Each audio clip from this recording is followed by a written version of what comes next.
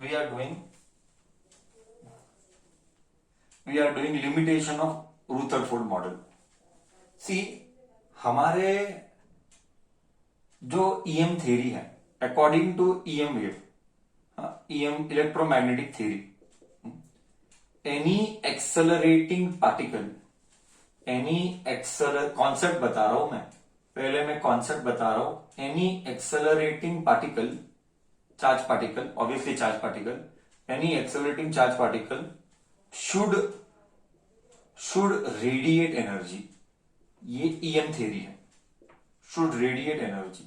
Sir बोले तो कोई भी अगर चार्ज पार्टिकल एक्सेलरेट कर रहा है, आई होप तुझे समझ में आता है difference between normal and acceleration. कुछ नहीं, बेसिक गाड़ी चलाने का याद कर. गाड़ी को एक्सेलरेट करेगा तो गाड़ी भागता है, करेक्ट है ना.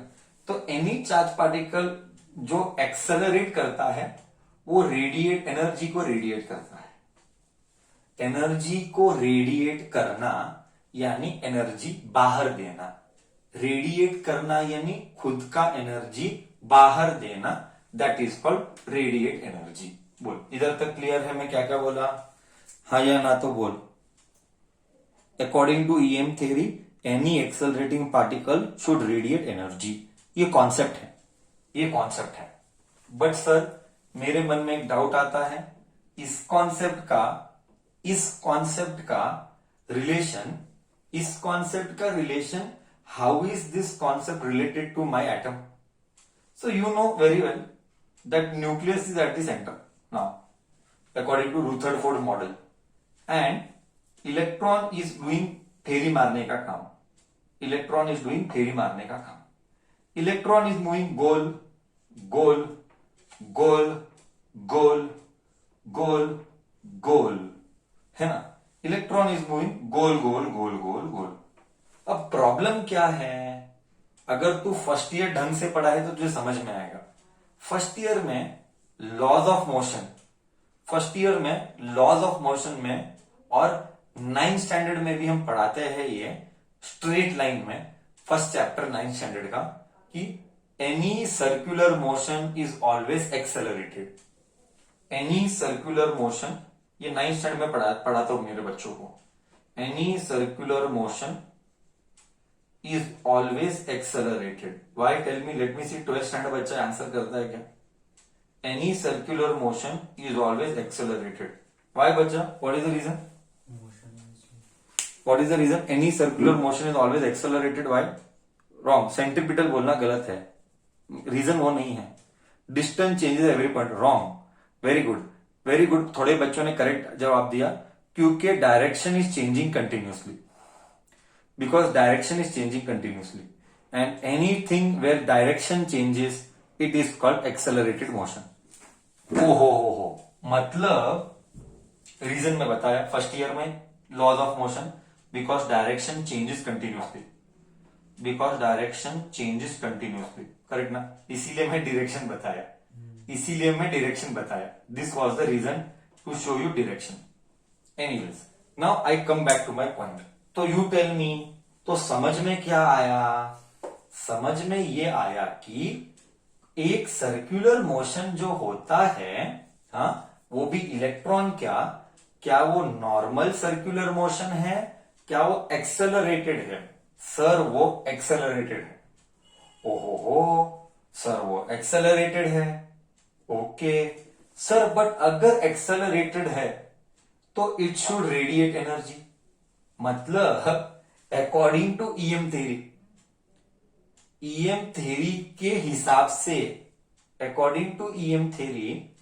एक इलेक्ट्रॉन को एनर्जी रेडिएट करना चाहिए. बरोबर? एक इलेक्ट्रॉन को एनर्जी रेडिएट करना चाहिए. अकॉर्डिंग टू ईएम थ्योरी हम जाते हो तो. करेक्ट बोला मैं? बट एक बात बोल, अज्यूम कर तू आज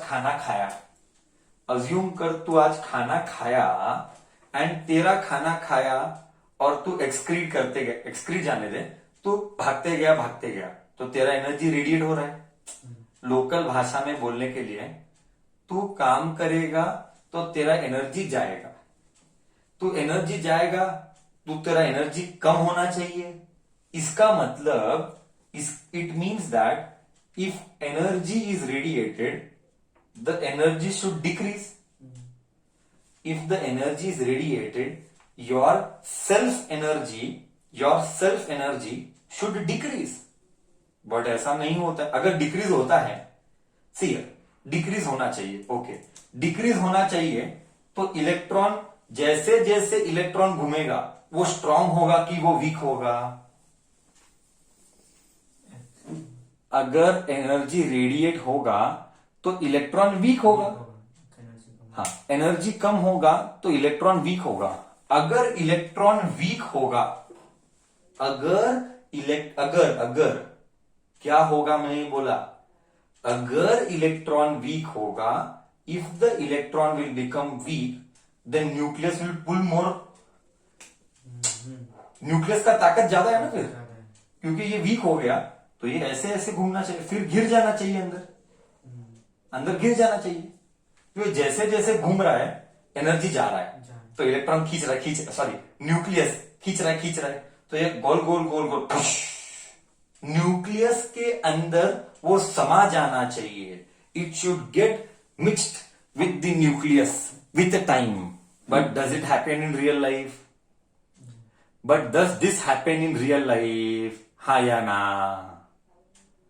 तो पीपल आस्क्ड रुथरफोर्ड, बोल अगर ये है, सी एक्सेलरेट हो रहा है, ईएम थ्योरी के हिसाब से एक्सेलरेशन शुड रेडिएट एनर्जी, तो electron also should radiate energy. अब electron should radiate energy, then it should go and fall inside the nucleus. ये तो नहीं होता है। बोल अब इसका एक्सप्लेनेशन क्या? रुथरफोर्ड बोला, बॉस मालूम नहीं, पता नहीं, मुझे नहीं आता ये। Okay, so this was one thing, correct है। सेकेंड थिंग, अगर ये इलेक्ट्रॉन रेडिएट एनर्जी करेगा, if it is radiating energy, if it radiates energy, then its velocity, its frequency should change. Its frequency, its velocity, its radius should change. Everything should change. हाँ, ये कम होगा ना? हाँ, अगर ये कम होगा ना, its velocity, radius, frequency, everything will change. But ऐसा तो होता नहीं है।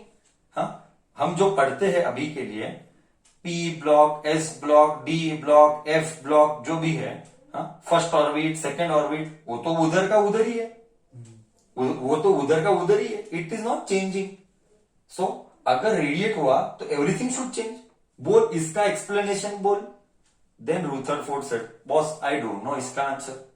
सो that is why it is put under limitation of Rutherford model. बरोबर है? हाँ, so that this is related to spectrum. Actually, they said that if it is changing, if frequency and velocity is changing, the spectrum should be continuous. अब ये spectrum should be continuous, वो सब chemistry आ रहा है, and it is all BSc level. So I am not getting into that. Why? मुझे कभी पूरे 2 साल में मेरे सब्जेक्ट में कभी काम में आने वाला नहीं। पूरे 2 साल में मेरे सब्जेक्ट में कभी कुछ काम में आने वाला नहीं है। वो स्पेक्ट्रम जो होना चाहिए वो कंटिन्यूस होना चाहिए। बट रियल में जो हमको स्पेक्ट्रम मिलते हैं, आई रिपीट, वो स्पेक्ट्रम जो होना चाहिए वो कंटिन्यूस होना चाहिए। फिर कंटिन्यूस कम हो रहा है ना, तो कंटिन्यूस होना चाहिए। बट रियल में हमको जो स्पेक्ट्रम मिलते हैं वो लाइन स्पेक्ट्रम मिलते हैं, तो गलत है। मिलता है line spectrum, according to this explanation we should get continuous spectrum, but मिलता है रियल लाइफ में लाइन स्पेक्ट्रम, वो गलत है। That is why this is put under limitation. ठीक है, ओके।